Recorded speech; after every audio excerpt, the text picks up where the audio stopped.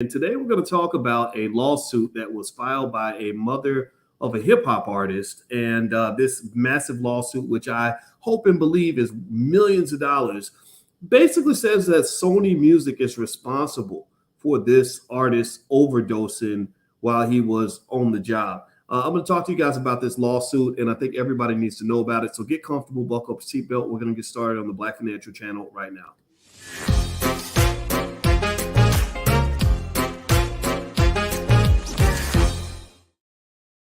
Hey, what's going on, guys? Welcome to the Black Financial Channel. This is theblackfinancialchannel.com. My name is Dr. Boyce Watkins. I am your friendly neighborhood finance professor.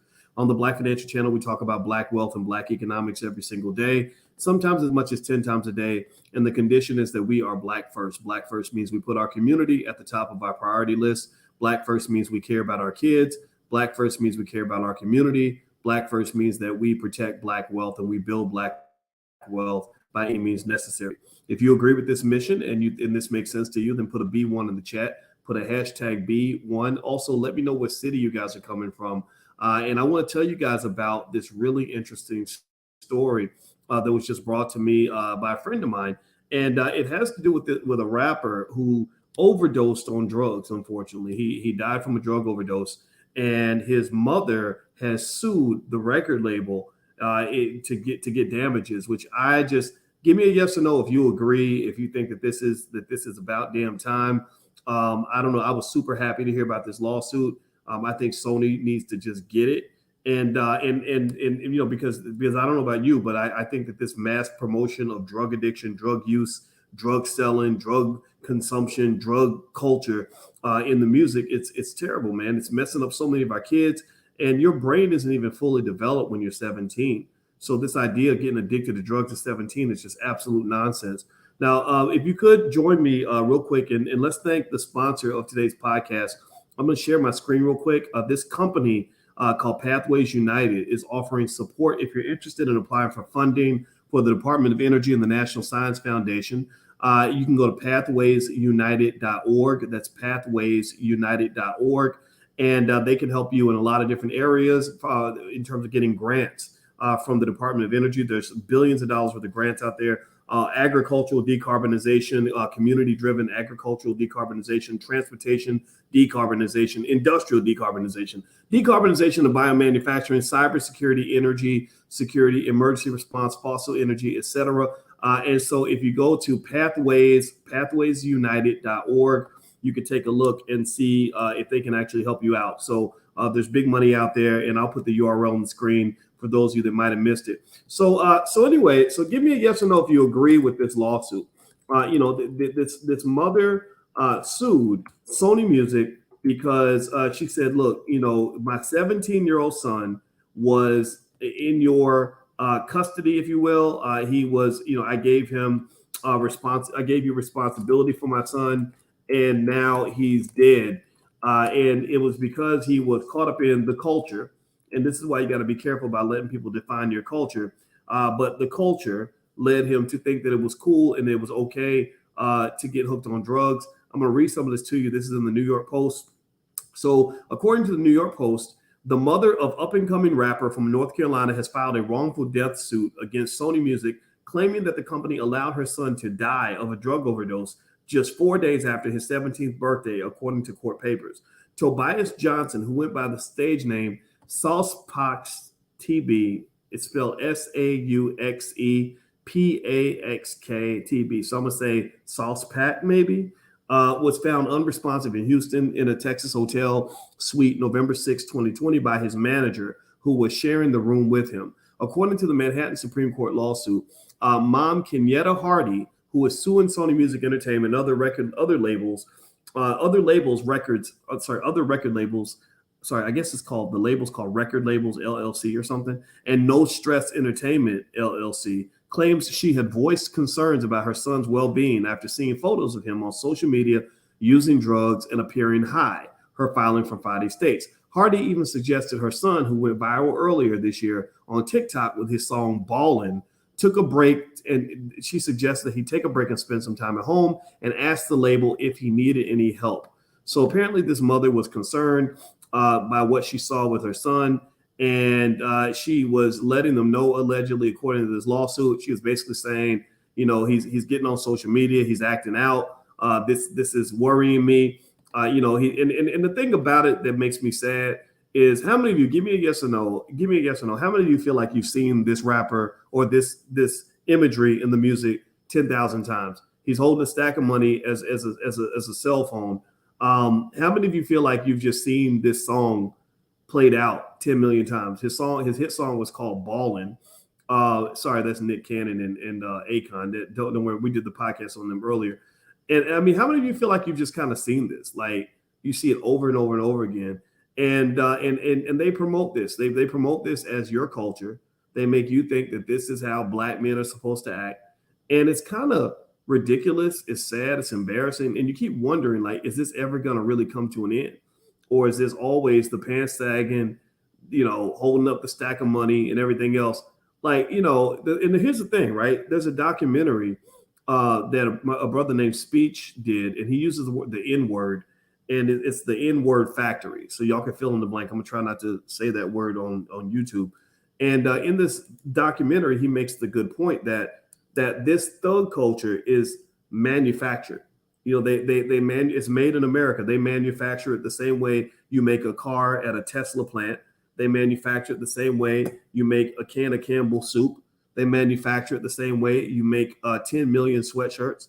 And so my thought is, here's the thing. When I see a 17-year-old, who is doing the things that he believes are going to make him successful, which unfortunately, a lot of times they don't make you successful. They put you in an early grave. My question is, who taught you that? Who taught you that this is what a black man is supposed to look like if he wants to get ahead? And this is all promoted by the record labels. Companies like Sony, they make $1 billion from dead Negroes. Sony makes $1 billion from dead black men. They make all kinds of money by watching your sons kill themselves slowly. Does anybody understand? Let me just explain this to you. I'm not just talking. I'm not just a guy running his mouth. My wife isn't just a licensed therapist and a full professor of social work. She is an addiction specialist.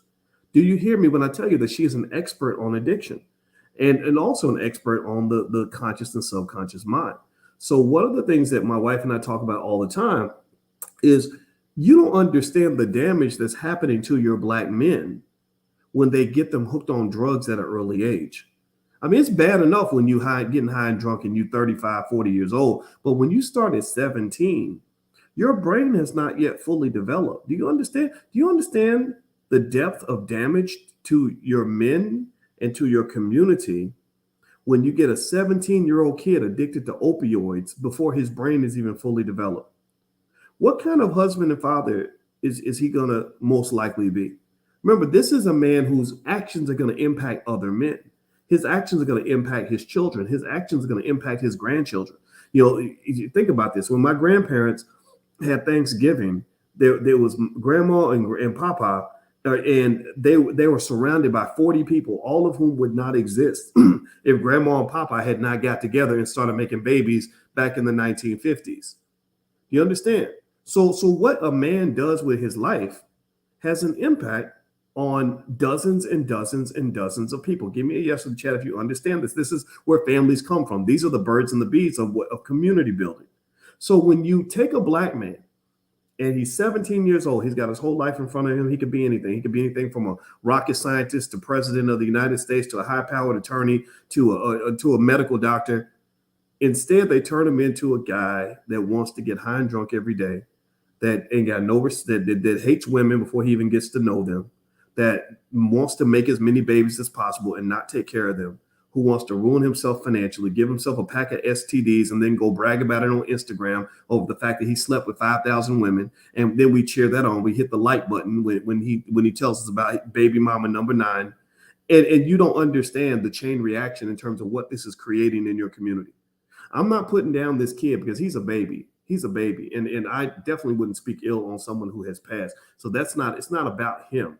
He's at that stage of his life. When he died, he was still at that stage where he was heavily impressionable.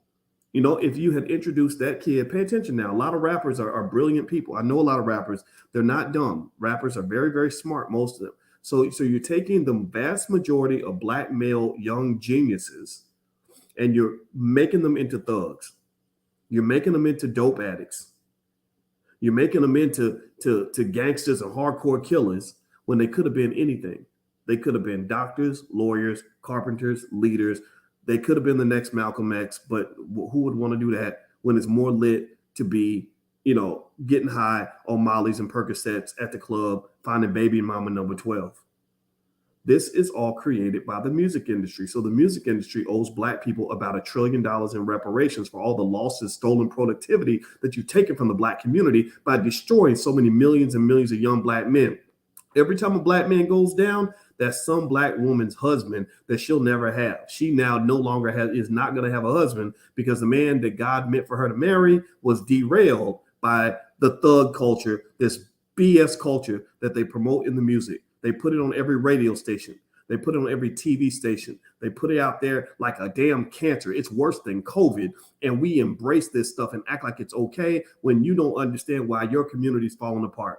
This is a fact, black people. This is a fact. So I'm going to just say this. Let me go back to this lawsuit. This mama, first of all, obviously there's an accountability question. The question becomes, how did this record label get a hold of your son in the first place? But that's a question that's a legitimate question. And I'd be curious to know what the answer is. But putting that question to the side, my response to this lawsuit is go, mama, go. Sue the hell out of those sons of bitches.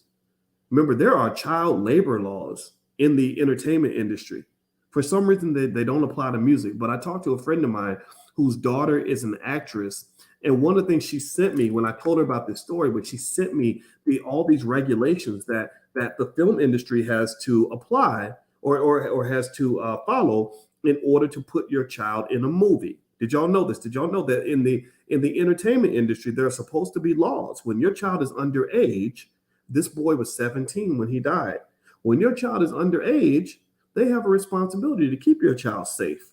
Keep them away from drugs. Keep them away from the people that want to touch little children and stuff like that. Now, obviously, the job of the parent is the first line of defense. And this woman who sent this to me, I know how she operates. Every time her daughter goes to a movie set, she's right there on the set. And when they say, well, no parents allowed, she says, I'll be damned. She won't be in this movie then because ain't no damn way I'm going to send my child away with you without me being right there with you to protect her. This is how you do it. This is important. You must understand this because if y'all remember when Tiffany Haddish had her little thing, I don't want to speak ill on Tiffany because I know because Tiffany is a Powernomics supporter and I like her. I think she's talented. But that whole little weird situation with the little kids that were in the little movie, and did y'all see that? Where because Tiffany Haddish ain't been public for about 6 months now because she's trying to let it all kind of pass. But when that little situation went down, anybody remember that? Well, when that occurred, my thought is, okay, I get it. Somebody was so caught up in the glitz and glamour of Hollywood. They were so caught up with the drug of fame that they were serving up their child to go anywhere with anybody who promised them that they might have a Hollywood connection that can get them some kind of a deal. It happens all the time. You don't think that all those little girls running through R. Kelly's hotel room, with some of those little girls weren't delivered by their hyper ambitious parents? Seriously, what planet were you born on to not think that maybe some of those little girls? Think about this. This man's been known to be a predator since about 2001. A lot of us that have been following this guy and know how talented he is, we know that the guy ain't been right since Aaliyah. We knew that was when it all came out. When he married 15-year-old Aaliyah, that should have been all you need to know. But yet still, 15 years after Aaliyah's death, there were parents taking their children, their 17-year-old daughters, to R. Kelly concerts and saying, go backstage with him. He can get you a deal. Right? So let's just keep it 100. We get caught up sometimes in all the fame and the fortune. This idea, my son is a famous rapper. My daughter is a famous singer. My other son's going to be in a movie. That we forget that Hollywood and the entertainment industry is full of people who are very anti-Black, who are very harmful to children. There are a ton of children out here trying to making full documentaries about being touched when they were in Hollywood, being touched in an inappropriate way. They all have documentaries out there. And for some reason, your media doesn't want to cover any of it, which tells me that they're probably in on it too. The elites, this whole idea that the elites are kind of okay looking past some of this stuff, I believe every bit of it, because I'm sitting there thinking, how can all these former Disney kids and all these former child actors be making full documentaries, writing entire books about what happened to them, and nobody's listening? Well, you know what? I'm listening. I'm listening. And I'm listening because of stories like this. I'm listening because of this lawsuit. This woman, she filed this lawsuit. Her son, I guess it was Sauce Pack. I think that's how you pronounce his name. Her name is Kenyatta Hardy. She's suing Sony Music and other record labels.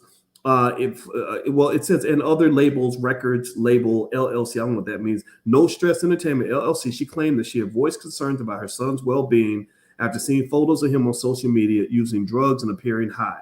And then she said that Hardy was assured by No Stress Entertainment that it would keep him safe and away from drugs, the suit claims.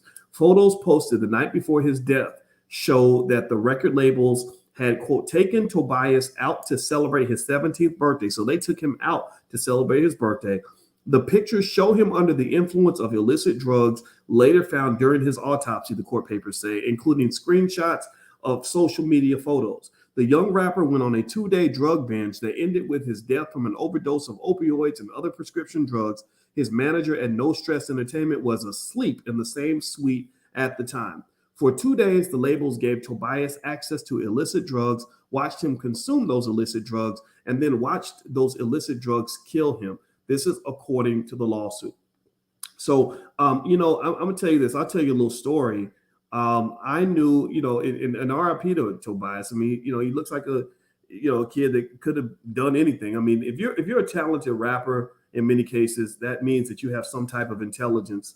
And unfortunately, because we have this culture, it grabs these little boys before they get a chance to become great men, husbands and fathers and thinkers and everything else. It just tells him, okay, no, your job is to imitate the idiot that you just saw on TV.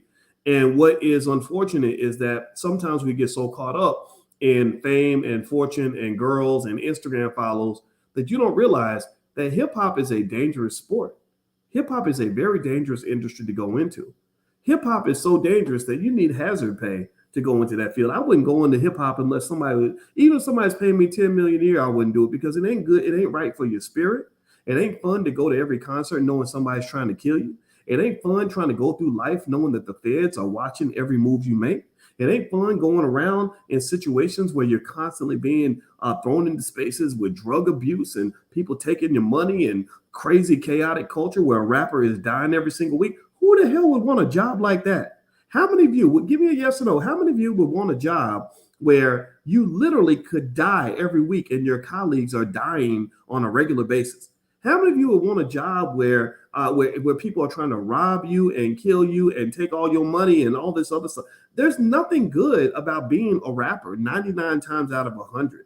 I've seen this. I've seen behind the celebrity curtain. I've known the rappers that will go out here and tell you that they're worth $80 million and have a big stack of cash on Instagram, but literally will be financially desperate like you would not believe behind the scenes, because they're forced to maintain a false image of economic success. They maintain a false image of spiritual and emotional and physical health. They're not healthy. Those drugs will kill your ass. And on top of that, you got all the other problems that come with legal issues and babies, mamas, and everything else. I had a talk with a young guy who was friends with the rapper PNB Rock. PNB Rock, as you know, was out in LA. Some guy got jealous, saw him with chains on his neck, and went and killed him inside of Denny's, right there in LA. And this guy was a friend with PNB Rock. And I said, how do you feel? I said, just because the white man offers you that money, that don't mean you got to take it. Ain't no amount of money worth your soul. Ain't no amount of money worth your peace of mind. There's other ways. There's a lot of ways for a black man to get rich that don't involve standing in front of a crowd full of white people, holding your nuts and calling yourself a nigga. There's a million ways to do well financially without having to embrace a culture that's going to make you look like a little boy until you're 50 years old. Do you understand? I mean, it's got to be like a trap where you are literally, like, I empathize with Method Man, because Method Man was he turned down at first he turned down the chance to go on tour with the Wu-Tang Clan. And I understood exactly why Method Man didn't want to go on tour with the Wu-Tang Clan. Why? Well, because he's 51 years old. He said that twice. He said, I'm 51 years old. He's got that deal. He said, I'm 51 years old. Who the hell at 51 wants to run around acting like you 21? That was cool in 1992. It ain't cool in 2022. Human beings should be allowed to evolve. And a lot of these rappers, whether they're young or they're old, they're stuck in the little boy trap. You gotta be, and the thing is, it's a little boy trap and it's an ignorance trap, because you not only have to act more mature or more immature than the other little boys around you, because that's how you get attention, is by really enhancing the minstrel show. The more you enhance the minstrel show, the more likes you'll get, the more lit you are, the more play spins you'll get, the more attention you'll get. So you gotta out immature the other men. It is a race to the bottom. It is a race to the bottom. Who can use the most drugs? Who can get the most tattoos? Who can do the most ridiculous, outlandish, embarrassing shit to get attention? It's a clown show. Hip hop has become a clown show. And so ultimately, I wouldn't want to be a rapper to save money. There's no amount of money you could pay me that would make me want to go out and be a rapper. I just wouldn't do it. It would, 10 million, no, thank you. I ain't trying to go places and have people constantly trying to kill me. So I feel sorry for some of these kids. When I see this kid, and I don't know much about his music, I'm gonna look it up, and all that. But it makes me think about like Bobby Shmurda. I remember Bobby Shmurda years ago. Bobby Shmurda goes to anybody know Bobby Shmurda? Give me a yes in the chat if you know about Bobby Shmurda. Everybody who knows Bobby Shmurda, say yes in the chat. So Bobby Shmurda, he has something called the Shmoney dance, which is should be called the monkey dance. So he had the Shmoney dance, and he did this. Everybody liked the Shmoney dance. And so Bobby Shmurda would go do the Shmoney dance. And in New York, he was rolling with these guys that would all carry illegal weapons and illegal drugs. So you are looking like an absolute dumbass at that point, because the feds are sitting back saying, oh, these Negroes going to make it easy for us. All we got to do is pop in the studio. Well, they ain't going to be ready for war. They ain't going to be ready to defend themselves. They ain't going to be ready for nothing. They're going to be sitting in there high and drunk with illegal drugs everywhere, which gives us a big bust we can put on TV because we're taking down a big name Negro, and all kinds of illegal weapons, and they all gonna be sitting around doing the Shmoney dance. They're gonna be doing the Shmoney dance. So you're not even presenting yourself as a worthy adversary to those who want to destroy you. You're not seen as a soldier. You're not seen as a man. You're seen as a child, because you sit around doing the Shmoney dance, and they sitting here putting on tactical gear, like ready for war with military style weapons, ready to destroy you and everything you love. Take your freedom. Take all of your money, destroy your reputation, lock you up in prison until they decide you're going to come out, and get you raped every single day while you locked up in the joint, and they take full control. One man ends up dominating the other man because one man is prepared for war. The other man is trying to do the Shmoney dance and trying to stay lit, and trying to be cool, trying to fit in. It's a clown circus. So I may sound harsh when I say this. I know people aren't going to get this, and I get it. There are people who are never going to understand anything that I say on this platform. Those people should probably just go. But for those of you that get it, I want to give you the courage to just speak up on this nonsense. You got to say something, man, because if you don't say something, then your community will perish, because they are taking all of your most talented, most brilliant, most capable young men. They're turning them into thugs and drug addicts before they even get a chance to decide who they're going to be. And next thing you know, your women ain't got no husbands that they can pick. They only got little 35-year-old children, 35-year-old children to choose from. Y'all know what I'm talking about. Ladies, give me a yes or no if you know what I'm talking about. Like dating can be tough, because what are you going to do with a man who never had guidance from a real man on what a real man's supposed to do in terms of accountability and running a household and leading a family? No, he trying to be lit. He 35, trying to compete with the 20-year-olds. He trying to still get a record deal. He damn near a grandfather. Really, it's crazy to me. It makes me very sad, because there's so many things out here that we can do. So many other ways Black men can be wealthy. So many ways Black men can succeed at the highest levels. And some of y'all get it. I see a lot of Black men, but everywhere I go, I'm meeting Black men that are doing real estate. I see Black men that are going to law school. I see Black men that are buying businesses. I see Black men that are out here investing in the stock market. And those are the types of men that I enjoy talking to, because those are the grown-ass men in the community. Those are your real leaders. Those are your real heroes. Those are the men, in my view, who should get the most attention, not the clowns, in the music industry, because unfortunately, many of them have been misled. and they have no other skill other than being able to get on a microphone and bust a rap and then stand in front of a crowd full of white people and hold their nuts and call themselves a nigga. Like that's literally their number one skill. That's not a skill that is necessarily marketable outside of the space of white supremacy. So you need your builders, you need your thinkers, you need your planners, you need your strategists, you need those people that are actually going to develop the institutions that will sustain us. Because some of what is happening in hip hop is absolutely horrifically destructive. The music industry owes reparations to Black people because they have destroyed so many millions of your kids, which means they have taken trillions of dollars in economic potential out of your community, because every Black boy who grows up and becomes a thug could have become a millionaire business owner. They could have become a job creator. They could have become somebody's husband and father. They could have become a community leader. But instead of getting an asset, you're getting a liability. So it's a double whammy. They're not just imagine if somebody went into your bank account, right? Imagine if you own some stocks and real estate and whatever, right? And imagine if you owned a $300,000 house, somebody took your house. Right. So right there, they're taking $300,000 away from you and your wealth. Follow me. Give me a yes if you follow this analogy, because they're stealing something more valuable than real estate. They're stealing your human beings. They're stealing your people. Right. But Black people have been a commodity since slavery. So you understand this. So imagine they take your house away. Right. Just for no reason. They steal your house. So they're taking $300,000 away from you. Right. Pay attention now. So imagine if, in addition to stealing your $300,000 house, they then also create a mortgage and make you repay the mortgage on the house. So now you're not just $300,000 down from losing the house, you're $300,000 in the hole because they've turned your asset into a liability.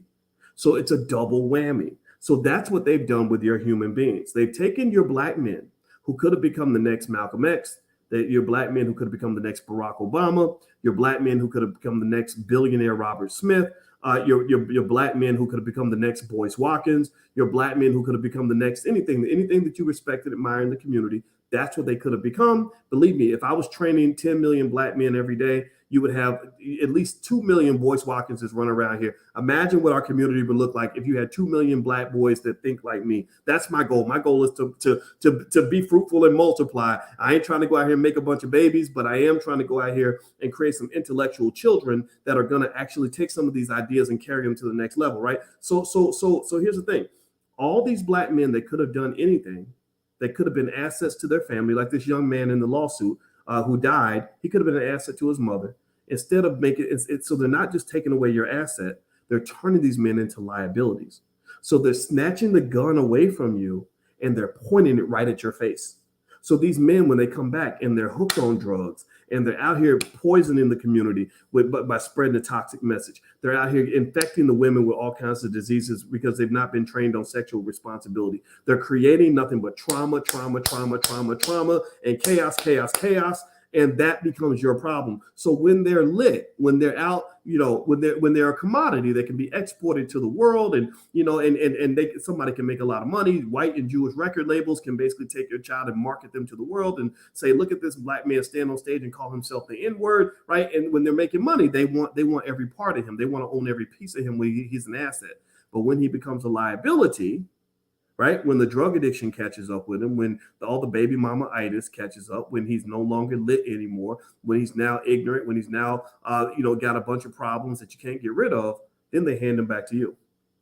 So again, pay attention now. This is where a lot of your Black wealth goes. They take your greatest assets, your young people, and they turn them into your greatest liabilities. So that Black man who could have grown up and protected a young Black woman, maybe he becomes a predator and he ends up harming a young Black woman. The Black man who could have loved you maybe grows up into the Black man that traumatizes you.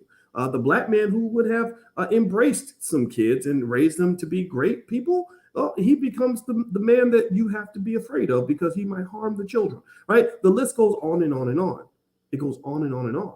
The Black man who could have been a wealth builder becomes a wealth depleter because he wants to go and give all his money to Jake the jeweler, or he wants to go and buy Gucci and Louis and all this other stuff when he could have been taught to actually build assets that actually belong to his community. So you have to really think about this. When I read this story, and I'm gonna pull it up one more time just so we can kind of just understand. This is the context of the conversation. I see lost wealth. That's what I'm seeing. I see a tragedy on all levels. I don't just see the emotional pain. Right. So this young man who was an up and coming rapper who thought he was successful, whose family probably thought he was doing well. He ends up dead from a drug overdose. His mother's suing Sony Music, which I think she should. She should sue the living crap out of them. They need to pay a bunch of money. It's not just emotionally painful. It is also economically painful. It's socially painful. It's painful to your families because this is not just a one-off situation. Like again, let me show you, what culture this brother was embracing, before he unfortunately passed. I've seen a trillion rappers like this. It's not like there's anything unique about any of these images. There's nothing here where you say, "Oh man, I ain't never seen that before. I ain't never seen a black man on Instagram holding up a big stack of money before. I ain't never seen a black man with his pants sagging before. I ain't never seen a black man with a bunch of tattoos and multicolored teeth and whatever. I ain't never seen a black man hold the cup of some drink before. I ain't never seen that before. That's rare. That's so rare. No, that's not rare. That's systematic because because this culture is made in America. They mass produce this culture and they dump it right on you. And that is not black culture. That is not who we are. That is not what we're made of. So my RIP goes out to this young man and his family. I hope that they win this lawsuit. I think there should be other lawsuits. I think everybody who's affected should be suing. I saw Charleston White, who is about the most hilarious person I've ever seen. Charleston White did something really powerful, though. He got all the mothers of a bunch of dead artists and got the world to hear their story. So shout out to him for doing that, because I think that is the kind of thing we need to do to understand that just because you think it's cool and you want to call this success, there ain't nothing successful about going into a toxic industry and making a little bit of white man's money to destroy your community. That's not success. That is a miserable, miserable failure. So don't get it twisted. Don't make that mistake. That's what's caused a lot of the problems that we have right now. Okay. All right, guys. So do me a favor. Could you please hit the thumbs up button? Thumbs up, share, subscribe. Also, thank you to pathwaysunited.org. They have a really awesome system of supporting you if you're looking to get grants from the Department of Energy. So if you are a smart person who is looking for grants in these areas, a lot of intelligent black people are here. They give a lot of proposal help. Their website is right there on the URLs on the bottom. Anything from fossil energy and carbon management, defense and nuclear proliferation, fusion energy science, electricity, high energy physics. Erica Cole, her email is right here, ecole@pathwaysunited.org. You can email her, or also you can go to their website, pathwaysunited.org, and they can help you to find that grant money. So that's our way to kind of contribute and supporting those of you who maybe you can't bust a rap, but you are brilliant in other areas. And so pathwaysunited.org is a place you can go to get some help, to go get the support that you deserve. So anyway, guys, last but not least, my website is boycewatkins.com, and I have a free training on how to start an investment club. So if you'd like to learn how to do that, investment clubs are a great way to build family wealth. I'm all about building black institutions from the ground up so that our children can have a legacy for the next generation, not just because you can't pass a job down to your kids. That's the white man's organization. You can't pass that to your kids. I'm interested in building institutions from the ground up. So feel free to go to boycewatkins.com. Your family investment club, I guarantee you, could be a first step toward building wealth in your family. So feel free to go take a look at my website. All right, guys, I'm out of here. Have a good day. God bless you. Thank you for listening. And I will see you all very, very soon. Take care now. Peace.